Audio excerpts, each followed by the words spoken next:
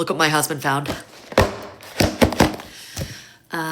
These are, in fact, Bridgerton baking kits for a cream puff and a scone, if you will.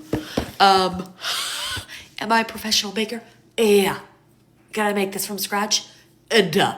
That does not matter. That does not matter. Nothing thrills me more than seeing this lilac. Is that lilac? I don't know.